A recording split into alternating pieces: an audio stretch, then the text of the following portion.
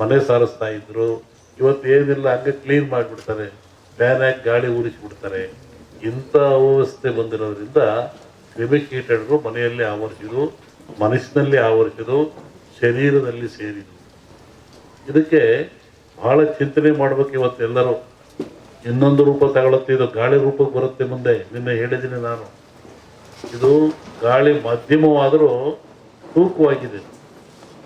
ಮುಂದೆ ಬರುವಂಥದ್ದು ಗಾಳಿ ರೂಪವನ್ನು ತಗೊಳುತ್ತೆ. ಯಾಕೆ ನನ್ನ ಹತ್ರ ಕೇಳಿರಲ್ಲ. ನಿನ್ನೆ ಒಂದು ಖಾಸಗಿ ಕಾರ್ಯಕ್ರಮದಲ್ಲಿ ಬೆಂಗಳೂರಿನಲ್ಲಿ ಸಿದ್ದರಾಮಯ್ಯ ನಾವು ಮಾತಾಡ್ತಾ ಇದ್ವಿ. ಅವ್ರು ಹೇಳಿದರು, ನನಗೂ ಕೊರೋನಾ ಹೋಗ್ಬಿಡುತ್ತೆ ಗುರುಗಳೇ, ನಿಮ್ಮ ಟಿ ವಿ ನೋಡಿದೆ ಇನ್ನೂ 3 ವರ್ಷ ಹೋಗಲ್ಲ ಅಂತೀರಾ, ಹೆಂಗೆ ಮಾಡೋಣ ಅಂತ ಹೀಗೆ ತಮಾಷೆ ಮಾಡ್ತಾ ಕೂತಿದ್ವಿ. ಹಾಗೆ ಗಾಳಿ ರೂಪದಲ್ಲಿ ಏನಾಗ್ತದೆ, ಪ್ರೇತ ಬಾಧೆಯಲ್ಲಿ ಯಾಕೆ ಬರ್ತದೆ, ಎಲ್ಲವಕ್ಕೊಂದು ವೈಜ್ಞಾನಿಕ ಉತ್ತರವನ್ನು ಕೊಡಬೇಕು. ಕಂದಾಚಾರ ಉತ್ತರ ಕೊಟ್ಟರೆ ಏನು ಉಪಯೋಗ ಆಗಲ್ಲ. ಈ ನಮ್ಮಲ್ಲಿ ಸತ್ತವ್ರಿಗೆ ಏನು ಮಾಡ್ತೀರಿ, ಸಮಾಧಿ ಅಂತೀರ. ಯಾಕೆ ಸಮಾಧಿ? ಅದಕ್ಕೊಂದು ಧಾರ್ಮಿಕ ಆಚರಣೆ ಎಂದರು. ಇದ್ರ ಉದ್ದೇಶ ಏನು?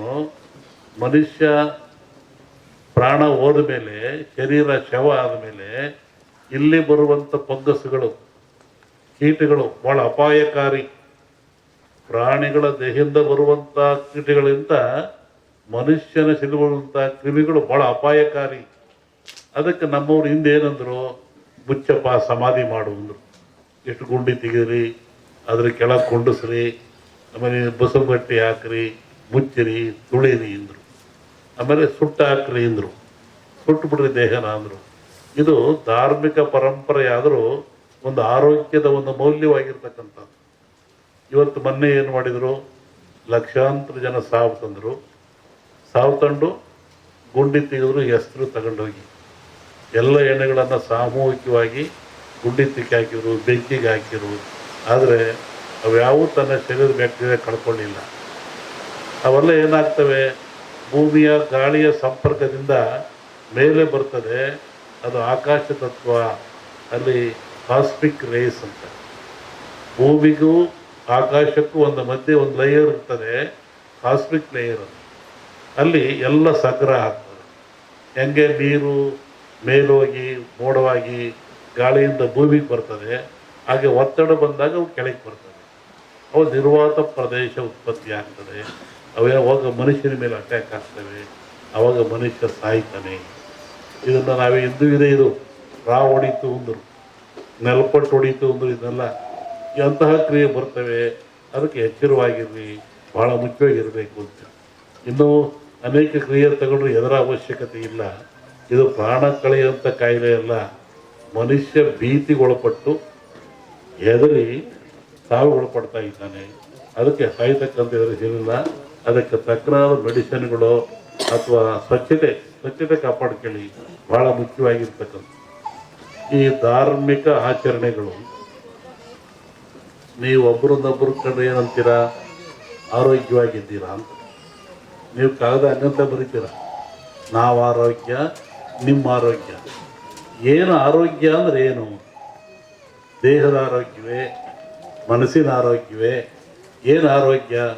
ನೋಡ್ರಿ, ನಮ್ಮ ಜನ ಎಷ್ಟು ಬುದ್ಧಿವಂತರು.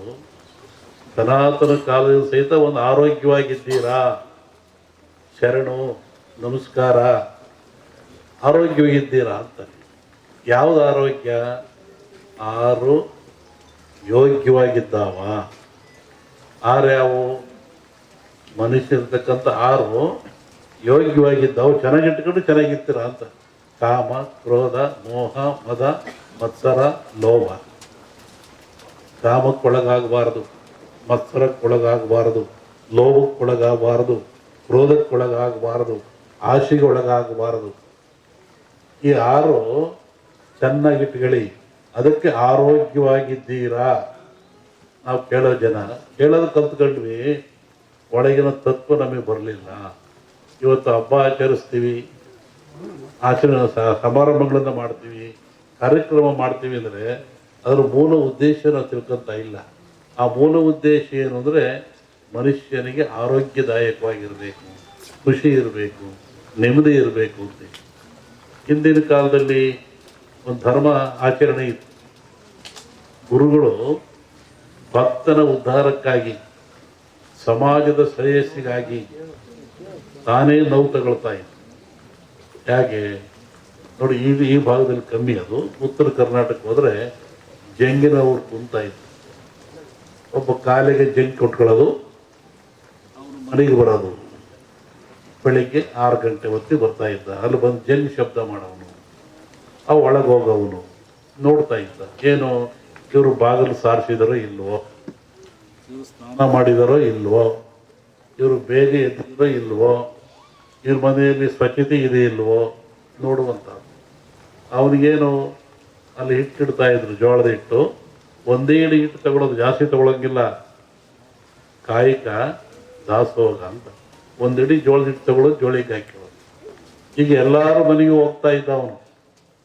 ಎಲ್ಲರ ಮನೆಗೂ, ಯಾರ ಮನೆಗೆ ಎದ್ದಿಲ್ಲ ಹೇಳೋನು, ಎದಲ್ರಿ, ಸ್ನಾನ ಮಾಡ್ರಿ, ಬಾಗಿಲು ಸಾರಿಸ್ರಿ, ಅಡುಗೆ ಮನೆ ಸ್ವಚ್ಛರಿ, ಪಾತ್ರೆ ಬೆಳೆದ್ರಿ, ಮಕ್ಕಳಿಗೆ ಸ್ನಾನ ಮಾಡಿಸ್ರಿ ಹೇಳ್ತಾ ಇದ್ದ. ಅವರು ಮಾಡಲಿಲ್ಲ, ಕೆಲವರು ಬಿಟ್ಟು. ಅದಕ್ಕೆ ಏನು ಮಾಡ್ತಾ ಇದ್ರು, ಅಲ್ಲೊಬ್ಬ ಮಠಸ್ಥರು, ಸ್ವಾಮಿಗಳು, ಮಠ ಅಂತಿರ್ತಾ ಇದ್ರು. ಅವ್ರಿಗೆ ಹೇಳ್ತಾ ಇದ್ರು, ನೋಡಿ ಇಂಥರ ಮನೆಗೆ ಹೋಗಿದ್ದೆ, ಅವ್ರು ಎದ್ದಿಲ್ಲ, ಬಾಗಿಲು ಸಾರಿಸಿಲ್ಲ, ಸ್ನಾನ ಮಾಡಿಲ್ಲ. ಅವಾಗ ಅವರೇನು ಮಾಡಿರೋರು, ಶಸ್ತ್ರಪವಾಡ ಅಂತ ಕಳ್ಸರು, ಮುಳ್ಳಾವಿಗೆ.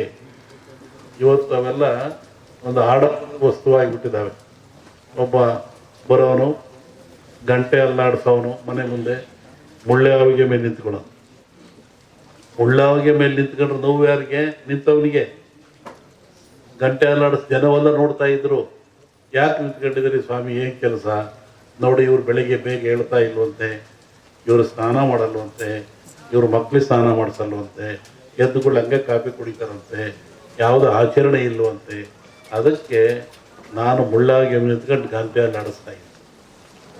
ಒಬ್ಬ ಭಕ್ತನ ಉದ್ಧಾರಕ್ಕಾಗಿ ಒಂದು ಸಮಾಜದ ಏಳಿಗೆ ಎಂಥ ವ್ಯವಸ್ಥೆ ಇಟ್ಟಿತ್ತು ಸಮಾಜ ಹಿಂದೆ. ಒಬ್ಬ ಗುರು ಬಂದು ನೋವು ತಗೊಳ್ತಾ ಇದ್ದ. ಅವಾಗ ಅವನು ಬಂದು, ಇಲ್ಲ ಸ್ವಾಮಿ, ಇನ್ಮೇಲೆ ಹಂಗೆ ಮಾಡಲ್ಲ ನಾನು ಅಂತೇಳಿ ಅವ್ರಿಗೆ ನಮಸ್ಕಾರ ಮಾಡಿ 4 ಕಾಣಿ ಕೊಡ್ತಾ ಇದ್ದ. ನೋಡಿ, ಕಾಯಕ ಸಿಕ್ಕಾಪಟ್ಟ ದುಡ್ಡು ತಗೊಳಂಗಿಲ್ಲ. ಒಂದಿಡಿ ಹಿಟ್ಟು ಅವಂದು, 4 ಕಾಣಿ ಇವನಷ್ಟೇ ಇಳಿದು ಹೋಗ್ತಾ ಇತ್ತು.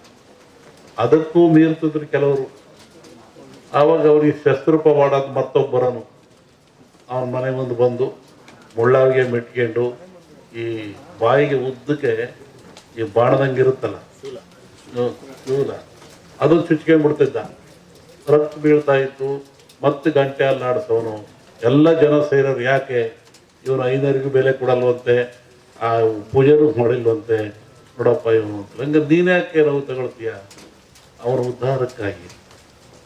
ಇವು ಮಠಗಳು, ಮಾನ್ಯಗಳು, ಹಿರಿಯರು ಒಂದು ಸಮಾಜವನ್ನು ಸಿದ್ಧುವಂಥ ಸಂಕೇತ.